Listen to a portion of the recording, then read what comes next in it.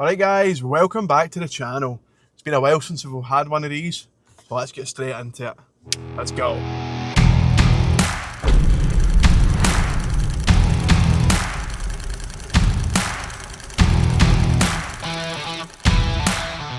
Alright, how's you all doing? I've missed these. It's been a while.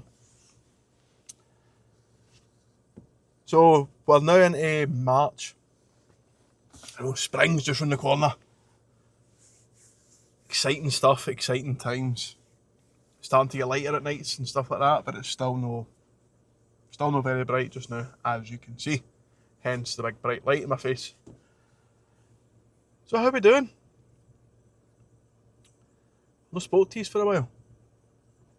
I know what this anyway, knowing a cosy wee chit chat. So since we've had the end of the challenge and stuff like that, we continued on for a couple of weeks after the main kind of challenge was finished. And we've finally hit a point where we're swapping everything about, changing things. And it's a welcome change. You know, there's only so many times you can attempt to do a pull-up and fail miserably. So, I bet it's got a lot harder, which is really good. I feel like I'm really getting pushed now. But I'm going to take you a quick wee run through this. This is what we're in for tonight. So we've got a warm-up of a high plank and a downward dog and elephant walks. I know what high plank is, I know what downward dog is. I've got no idea what an elephant walk is. I hope it doesn't mean we need to get our trunks out. Followed by push-ups, straight leg V-kicks, and hollow holds. Again, you know what push-ups are? I can imagine what a straight leg V-kick is. No idea what a hollow hold. And PVC pipe deadlift set-up drills. That's right. Tonight, we go to the standard deadlift. We're shaking off the trap bar. We're going to the big boy stuff now. Excited. So 3 rounds times 8. So I'm assuming we're going to be starting off very, very light. After that, we have some kettlebell press. And then the next set is bench press.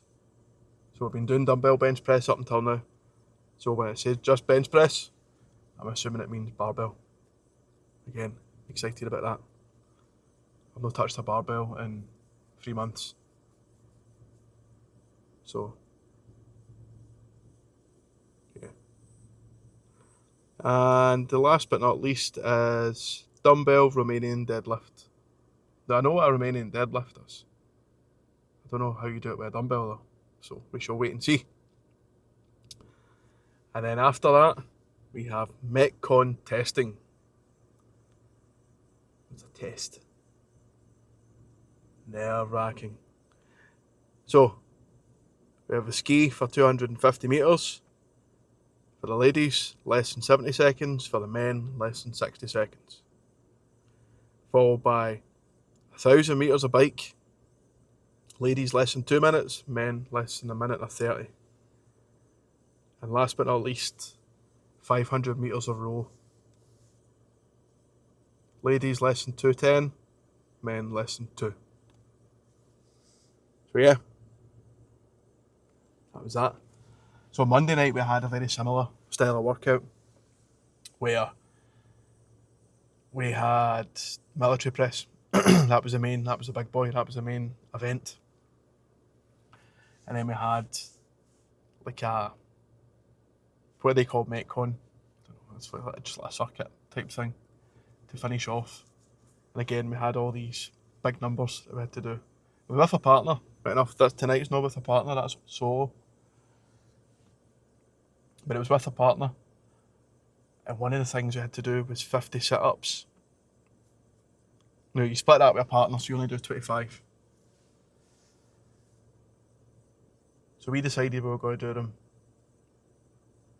them 15 at a time. I think it was 15 at a time. I'm not sure. I can't quite remember now. I didn't do 25 all at once anyway. But that was fine. I mean, it was a bit strenuous towards the end. But the next day, because you do this at night time, you don't get the effect straight away. You know, usually you work your muscles, you go to sleep, you wake up the next morning, you're stiff, you're like, oh. You don't get that because I'm doing this so late. It takes to about 3 o'clock in the afternoon before it finally hits me. And wow, this has hit me. Seriously hit me. Right across here, right across where my abs should be, underneath the rolls that are left here. So yeah, it's hit me big time. So God knows what kind of punishment I'm in for tonight.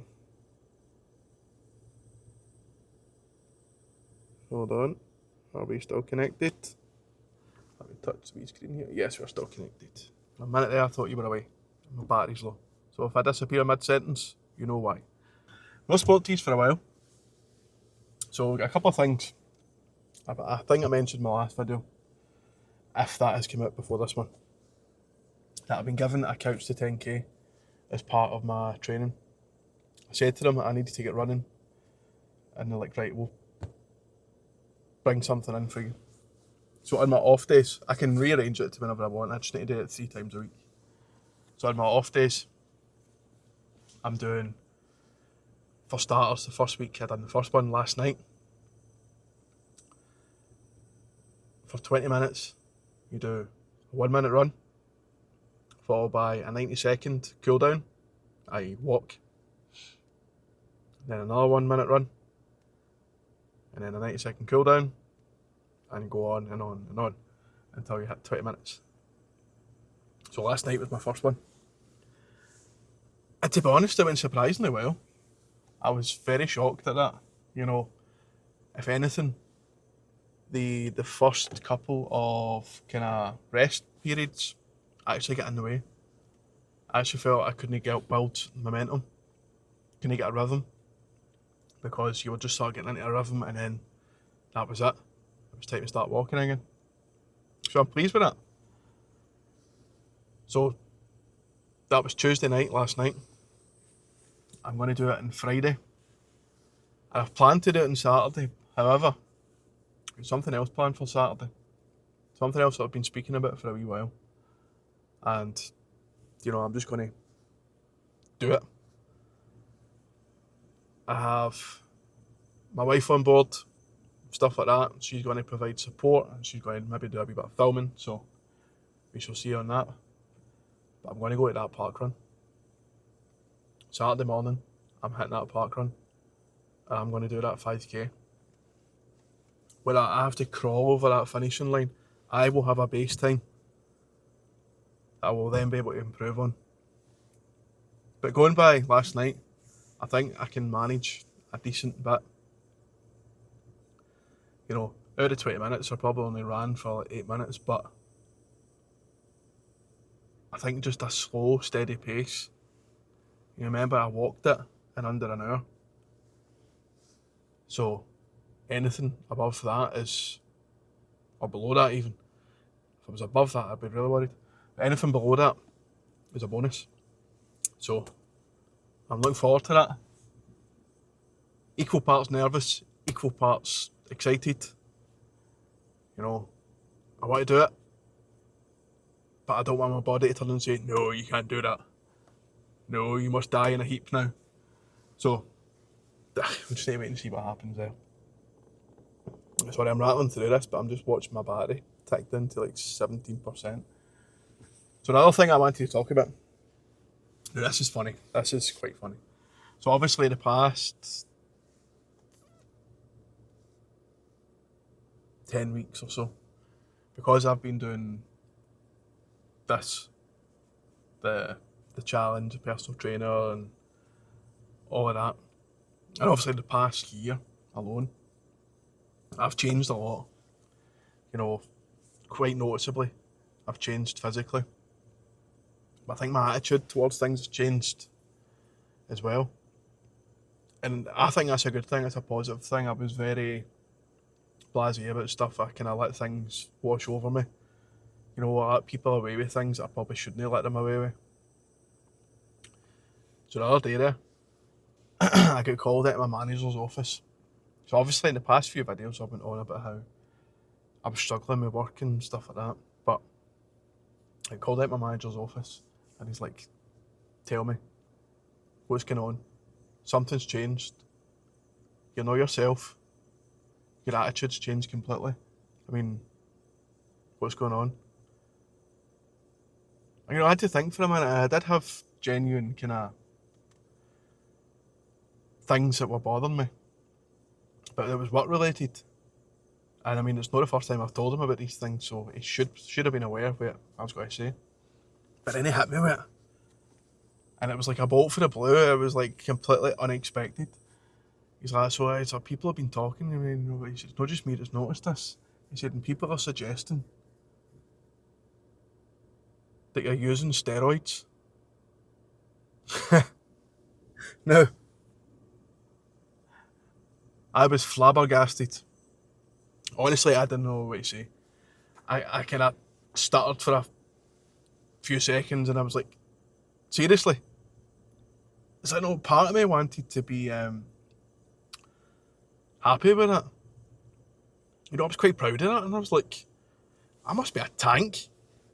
People must be noticing I must have big, massive guns. My shoulders must be massive. People are asking if I'm on steroids. But no, apparently that was serious. But it gets better. So all that goes away, right? Blah, blah, blah. We have a chat. The air's cleared. I assure him I'm not taking steroids.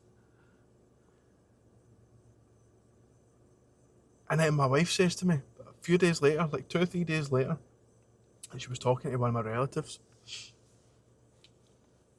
And so obviously, she's seen my journey start to finish and she's been a bit concerned. And I keep trying to reassure her, I'm losing weight. It's fine. I've got a long way to go, blah, blah, blah, blah. But the fact is, for the past 10 weeks or so, the main focus hasn't been on losing weight, it's been on burning fat. Oh, you dirty. It's been on burning fat. So, and gaining muscle at the same time. It's a recomposition. I'm too heavy to bulk. I'm too light to go on an extreme cut. So I need to recomp to bring that body fat percentage down. And then I can, if that's what I want to do, I can bulk and try and build muscle. But people that don't know this stuff, they don't understand, especially older people. So she turns around and says, my wife says to her, what you don't see under his shirt and stuff like that is his shoulders, his arms, they're getting bigger. He's just burning fat away. He's not losing huge amounts of weight. And then she hits me with it as well. Oh, what if he's taking steroids? Twice in a week? Come on, people. Now, like I spoke about before, people coming up to you and asking, oh, how did you lose weight and blah, blah, blah, blah. Can people not just be happy? I've lost weight, yes. I'm trying to be better in myself, feel better in myself. I want to look in the mirror and be happy with what I see, because I've been unhappy with what I see for a long, long time. And also, I want to set a good example for my son. I don't want him to think that, my parents are big fatties. I can be a big fatty if I want. I want him to see me being out and doing things and being doing physical things and being healthy and going out mountain biking and, going taking part in sports and stuff like that. No, sack it all off like I did when I was a win. I was that guy who had a note every time PE, every time cross country came round. Surprise, surprise, somebody that can't run. Every time a cross country came round, I had a note to get out of it. And then the first given opportunity, I dropped PE like a hot stone for a study period. I tell you, there was no studying going on in that class. Aye, so twice in a week.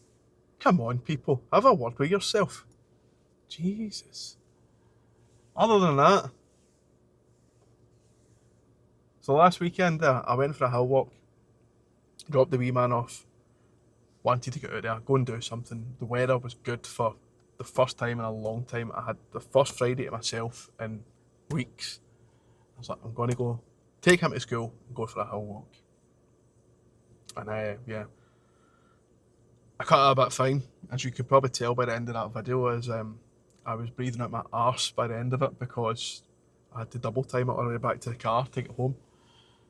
I got there, get changed, get showered, got outside the school for pick-up time. Picked him up. He was happy to see me. Good times. Until I get challenged to a fight for another parent. Because apparently my son hit his son. So that's your answer as to what roll about in the street in front of a primary school. The language coming out of this guy's mouth was appalling. Now, I'm not going to sit here and say that I never swear. I mean, I swore like 12 words ago. But since going to school, my wee boy's dropped a couple of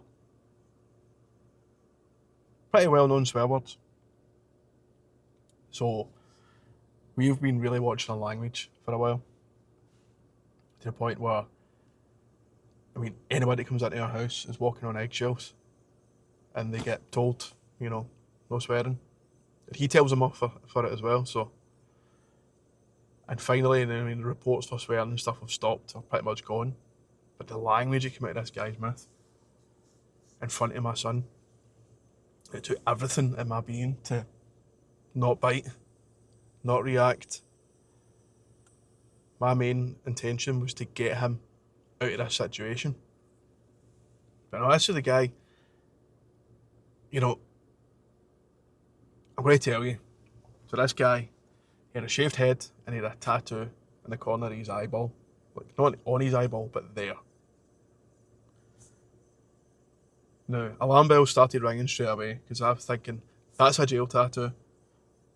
This guy might get stabby. So, don't entertain it.